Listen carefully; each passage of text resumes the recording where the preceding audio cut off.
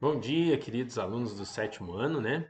Hoje nós voltamos então para mais uma aula de ciências, né? Então hoje nós temos aí a aula sobre protozooses, né? Então nós vimos sobre as bacterioses na aula passada, né? Então nós vimos doenças ocasionadas por bactérias. Agora a gente vai ver as doenças ocasionadas por protozoários, né? Nossa 21ª aula online, hoje sexta-feira, dia 3/7, né?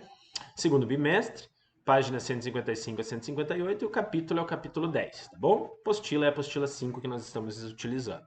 Então eu coloquei nessa parte inicial, né, só para a gente relembrar. Então nós já vimos, ó, viroses ocasionadas por vírus, bacteriosas ocasionadas por bactérias e protozoosas ocasionadas por protozoários. Então nós vamos falar assim bem rapidinho, porque são vários slides, sobre várias doenças ocasionadas por protozoários aí, tá bom? Giardíase. Giardíase, pessoal, é ocasionada pela Giardia lamblia, né? Giardíase, pessoal, é aquela que nós vimos, até a gente colocou aí na prova, ela tem os flagelos, então ela é uma flagelada. As principais formas de transmissão são a água e os alimentos contaminados, né? Justamente com esse protozoário, certo?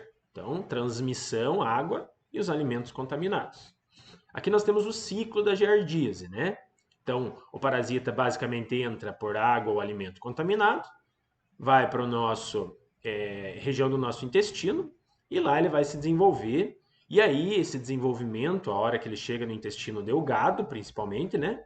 Ele vai produzir, pessoal, os chamados cistos, né? Que é como se fossem uns esporos de resistência, que nem fossem os ovinhos, né? Na verdade, não são ovinhos, mas nós chamamos de cistos. Esses cistos saem pelas fezes e vão acabar contaminando uma outra área, água ou alimento. Então você ingere, você tendo a giardia, você basicamente vai fazer cocô. Se fizer num lugar inadequado, isso vai voltar para o ciclo aí também. Então, por isso, os cuidados que nós temos que ter com a nossa higiene. Tomar água filtrada, água fervida e lavar sempre bem os alimentos. Sintomas, né? Diarreia, desidratação em casos mais graves. Lembra, todos os que têm diarreia, principalmente, podem desidratar, perda de água. E em casos mais graves, até a morte. Né? Existem casos de pessoas que morreram? Morreram. Né? Formas de prevenção, como nós falamos, é beber água tratada, fervida ou clorada, né, com cloro, lavar frutas, legumes, verduras antes de consumi-los. Lavar sempre bem. Né? Uma dica, sempre colocar, pessoal, um pouquinho de vinagre, né, junto principalmente aí as verduras, né, e aí a nossa salada, para que ele fique por uns 15 minutinhos para agir e para matar, principalmente algumas verminoses, né, e auxiliar aí nesse processo de descontaminação aí das frutas, verduras e legumes também. Manter bons hábitos de higiene, né? Então sempre utilizar o vaso, a privada, a patente e lavar sempre as mãos, né? Uma característica bem importante. Uma outra doença muito conhecida é chamada doença de Chagas. A doença de Chagas, pessoal, não tem nada a ver com aquelas chagas de Cristo, né? Que a gente acha assim, aquelas feridas na mão e tal. Ele foi descoberto por Carlos Chagas. Então, Carlos Chagas deu o nome, o sobrenome, melhor dizendo, dele para a doença, né? Então, ela é ocasionada pelo Trypanosoma cruzi, como nós falamos, né? Então, o nome científico é Trypanosoma cruzi, tá aqui. Isso aqui são imagens reais dele, né? Então, lembra do que nós falamos? Ó, o agente etiológico, é ele que é o causador da doença. Ele é o protozoário. Então, o agente etiológico, como nós já falamos, é o causador. Aí nós vamos falar, por exemplo, do vetor, lembram? O vetor é aquele que transmite. Quem que transmite a doença de Chagas? O barbeiro. Então, o barbeiro é esse insetozinho muito parecido com um que nós temos aqui, que é o cafofo, o fede-fede, que ele é verdinho, fedido, né? Não é a mesma espécie, né? Mas é muito, muito próximo, é aparentado aqui. O que nós vamos perceber é assim, que a doença de Chagas não é pela picada em si, mas é pelo cocô. Então, além dele ser perigoso da forma geral que nós temos aqui, ele é meio porquinho. Então ele pica e faz cocô. Quando ele pica, dá uma reação alérgica. O que a gente faz? Coça.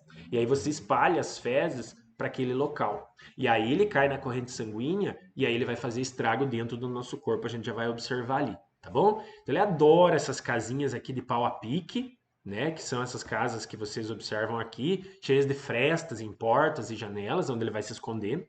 Adora o ambiente úmido, escuro, e adora também ambientes que tenham sejam quentes, né? Principalmente aí para o desenvolvimento das larvas, como qualquer outro tipo de inseto, tá bom? Então o nome, né, científico do barbeiro é Triatoma infestans, né? Esse é o nome científico do vetor, aquele que vai transportar o protozoário, né? Então, nós também chamamos de percevejo, né? E ele adora essas casinhas aí, tá bom? Olha como que acontece, né? Então ele vem, pica nas áreas descobertas das pessoas, né? A pessoa vai lá, dá uma coçadinha, dessa coçadinha ele libera o protozoário que vai cair na corrente sanguínea, né? Então essa é a principal característica. Nós temos aqui as formas de transmissão da doença também. Os reservatórios principais que nós temos são animais silvestres, principalmente o tatu. Então o que acontece? O tatu ele vai estar reservando esse protozoário, o barbeiro vai picar o tatu e vem transmitir aí para a pessoa. Então pica a pessoa, né? A pessoa coça, libera as fezes para o orifício, e aí, basicamente, ele vai lá para o sangue, né, esse protozoário, contaminando a pessoa. Como vocês podem observar aqui, o principal sintoma da doença de Chagas, pessoal, é o inchaço do coração. Né? A gente já vai colocar ali numa comparação para vocês verem.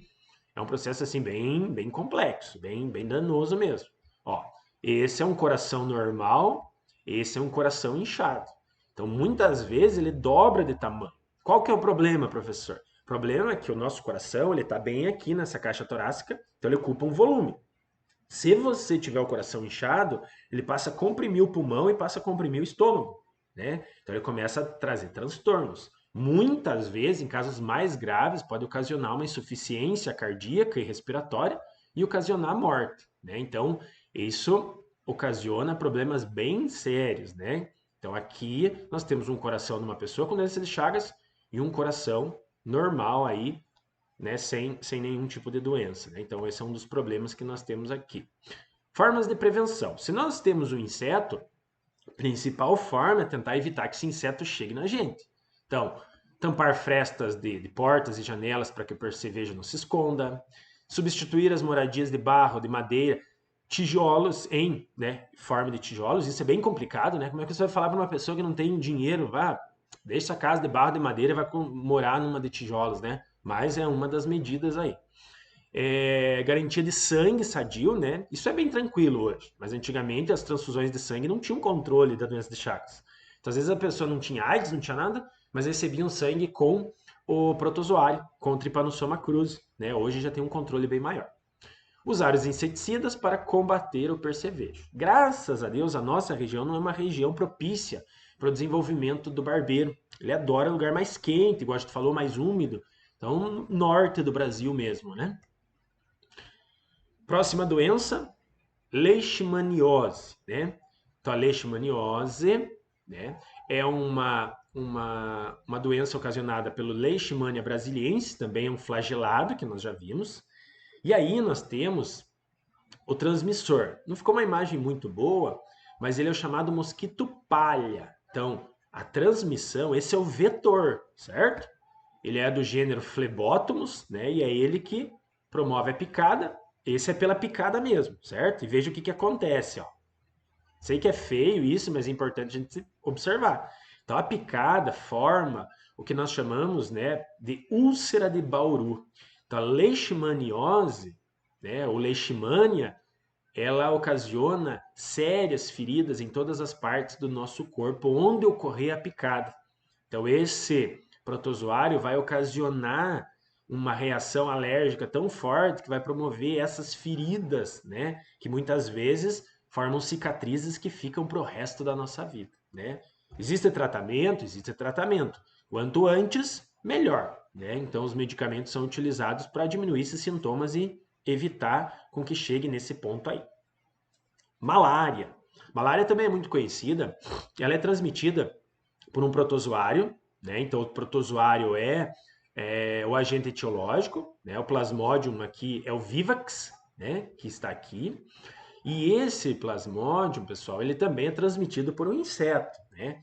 Esse inseto nós chamamos de mosquito prego, tá aqui ele. E ele também é pela picada. Então a gente vai observar que quem pica normalmente são as fêmeas. Por quê, professor? Porque é ela que vai colocar os ovos, é ela que vai manter os filhotes, né, o crescimento da espécie. Então o gênero dessa espécie de mosquito é o Anopheles, então ele é o vetor. Então o mosquito prego é o que transmite. O agente etiológico basicamente seria o protozoário daí. Bom? Olha como que acontece, ó. Então ele vem, pica, libera os esporozoários, lembra que nós falamos? Então, plasmódio é um esporozoário. E aí, esse esporozoário, pessoal, ele vai migrar principalmente para a região do fígado e para as hemácias. Então, cada vez que ele multiplica, que ele se desenvolve, que acontece a cada 48 horas, 72 horas, ele faz com que o organismo perca muita hemácia. Então, o que o organismo pensa, né, as células de defesa? Vamos tentar aumentar a temperatura. Então, ele aquece o corpo, você tem a febre, né, para tentar matar. Vai conseguir? Não. Mas ele faz esse processo em períodos regulares. Então, o principal sintoma de uma pessoa que tem a malária é febre em períodos regulares. 72 horas, 36 em 36 horas. Isso vai depender um pouquinho do tipo, mas é em períodos regulares. Por exemplo, se agora é 8 horas da manhã, amanhã passa, às vezes você não tem febre, depois de manhã, 8 horas da manhã, 8 e meia, você tem febre. Passa mais um dia, no outro dia, de novo da mesma forma. Então, a febre é o principal sintoma que acomete as pessoas que têm malária. Então, está aqui, né, mostrando, então a pessoa é picada pelo mosquito, essa pessoa, então, vai ser infectada, o protozoário, esporozoário, ele vai para a pessoa, principalmente para a região do fígado, e vai começar a atacar os glóbulos vermelhos e vai começar a destruir, né? Com o processo de destruição, aumenta a febre. E eles se multiplicam em períodos assim bem regulares, né? Então o que que acontece? Se alguém, vamos dizer assim, tem malária, né? Aqui, uma pessoa. Então essa pessoa é picada, certo? Vai ter a malária. Mas se o mosquito vir de novo aí, ou picar essa e passar para essa outra, vai transmitir. Se pegar essa e passar lá para uma outra pessoa, né, numa sala de aula, por exemplo, se a gente tivesse um mosquito prego, ele poderia transmitir para todo mundo. Se ele picasse todo mundo, ele ia transmitir para todo mundo. Então, essa é um dos problemas que nós temos a transmissão por inseto, né? Lembrando que é a fêmea que faz a transmissão. O macho normalmente se alimenta de néctar das flores ou de alguns tipos de seiva aí dos vegetais. Olha o que acontece nas hemácias, ó. Essas na lateral são hemácias sadias. Essa aqui são duas hemácias mortas, né? Pelo processo, então, de rompimento dela. Pelo processo, então, de multiplicação do protozoário. Sintomas, então, a febre alta, né? Formas de prevenção, igual a gente falou, se é por inseto, pulverização, inseticidas, né? Nos córregos, lagos, não deixar ele se desenvolver também, né? Evitar o excesso dos mosquitos às moradias, o acesso, desculpe, às moradias, telas em portas, em janelas, né? Passar os inseticidas, como nós falamos. Então aqui tem as formas de prevenção, né? Então usar os inseticidas, proteger as camas com mosquiteiro, proteção em portas e janelas e eliminar os criadouros do mosquito. Água parada, como é o caso da dengue, como é o caso de todos os que são transmitidos por mosquito. Outras doenças, né? A amebíase, que é uma doença ocasionada pela entamoeba histolítica. Ela é muito, muito parecida com a giardíase, né? Só que ela não é tão danosa, né? Então esse é o protozoário, esse é o cistozinho que fica na água, nos alimentos contaminados também. A mesma transmissão da giardíase, né? Alimentos e água contaminada. Também vai lá para a região do intestino, tá aqui a ameba, e vai promover diarreia, vai promover muitas vezes vômito, e aí o processo principal de tudo isso é o processo de desidratação, né? A pessoa começa a perder muita água por diarreia e acaba desidratando e às vezes tem que ser hospitalizado. Transmissão igual, ó, alimentos e água contaminada. Aqui mostra de novo, né? Então, a ameba histolítica, principalmente no nosso intestino grosso, provocando feridas, né? Então a gente vai ter, além de ter esse processo de diarreia, muitas vezes o que vai acontecer? As fezes, elas vão sair com sangue, né? Porque vai romper aí, basicamente, os glóbulos vermelhos vão sair junto com as fezes também. Aqui o ciclo normal, então alimentação, aqui estão os cistos, você se alimenta, vai para o estômago, vai para o intestino e lá no intestino ele vai se desenvolver. Pessoas com a amebíase fazem cocô em lugar inadequado, né? Às vezes perto de rios e tal, vão liberar essas fezes que vão para os alimentos, vão para a água e contaminar mais pessoas. Por isso que as medidas de tratamento são a higiene, né? Principalmente fazer o cocô no lugar adequado. Claro, tem os medicamentos para serem tomados, lavar sempre bem os alimentos, frutas, verduras e a água sempre tratada também. Tá bom? Aqui nós temos as principais formas de prevenção. Então, lavar bem os alimentos, evitar a contaminação da água também, de poços, né? Não deixar muito próximo, né? Às vezes tem privadas e poços muito próximos, lavar as mãos, ferver a água e não fazer cocôzinho em qualquer lugar, né? Isso é uma das formas principais que a gente tem. Sintomas: diarreia com sangue, fortes dores abdominais. Toxoplasmose. Toxoplasmose é uma doença, pessoal, transmitida principalmente por mamíferos. Pode ser gato, pode ser cachorro, pode ser também aves, né? Não só mamíferos, mas as aves. E alguns tipos de alimentos também podem transmitir. Da mesma forma, é um esporozoário, né? O cisto dele pode se encontrar, então, principalmente no cocô de gato, que é o principal, né? E aí o que acontece? Né? Tô dizendo que é só o gato, mas os gatos são transmissores. Aí você tem um gatinho lá na tua casa e você gosta, dá um beijinho nele e tudo mais, e ele fica na tua cama e fica no teu quarto. E aí, se ele tiver a toxoplasmose, pessoal, esse cisto pode parar lá no teu organismo. Parando no teu organismo, nunca mais, não cura a toxoplasmose, só tem controle. Problemas, né, é que também eles podem ser transmitidos por moscas e baratas. Então, passou a barata num alimento, passou uma mosca no alimento, jogue fora, não se alimente, não coma, porque ela também pode transmitir isso, porque esses serezinhos invertebrados, eles vivem em fezes, né? Vivem em lugares onde tem essas matérias orgânicas aí também, certo? Adquiriu. Vamos lá ver a forma. Ciclo de vida. Então, gato, rato, periquito. Também nós vamos ver aí alguns tipos de animais. Nós vimos a questão de baratas também. Esse é todo o processo de transmissão. Para chegar aos seres humanos, normalmente é a alimentação. Seja comendo uma carne, às vezes mal frita, mal assada, mal cozida, que a pessoa, que o animal possa ter a toxoplasmose, ou frutas, verduras, legumes que possa chegar até nós. Então aqui diz ó, o cocôzinho do gato, que pode ficar nele mesmo, né? Os gatos vivem se lambendo todos os dias, né? E aí você pode ser contaminado. Pior são nas mulheres, pessoal, né? Mulheres grávidas podem, se não tiver controle, podem ter problemas com o feto. O feto pode nascer com problema. Que problema, professor? Pode nascer cego, pode nascer com manchas, pode nascer deficiente e, em casos mais graves, pode morrer antes de nascer. Um aborto espontâneo que nós chamamos. Aqui nós temos alguns casos, né? Algumas crianças que tiveram alguns problemas, né? Com a toxoplasmose que a mãe teve, claro, durante a gravidez, manchas na pele, deficiências, dificuldade visual, muitas vezes nascem cegas, né? Então não conseguem enxergar e todos os problemas da toxoplasmose. Tem toxoplasmose, não dá para se desesperar, tem tratamento, o que não dá para deixar sem tratamento, certo? Lembre que o esporozoário ele vai para tecidos moles. No caso do toxoplasma, vai para o olho. Então ele normalmente deixa uma pessoa cega. Então, lavar bem as mãos antes das refeições, após o manuseio de animais domésticos, sempre tomar muito cuidado. Cuidado, voltando, né, só para finalizar, frutas, verduras, né, sempre lavar bem, né? Carne sempre bem assada, bem frita, que também agora saiu uma outra pesquisa que as carnes também podem transmitir, principalmente se elas forem mal assadas, mal fritas, mal cozidas. Certo? Vamos lá agora, os exercícios de aplicação para vocês fazerem agora. Questão 1 e 2 da página 168.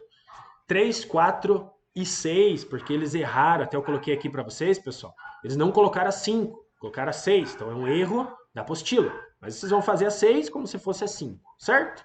Página 168 e página 169. Tá bom? Na próxima aula nós corrigimos já essas questões de bacterioses e protozooses para a gente não deixar também acumular muito, certo?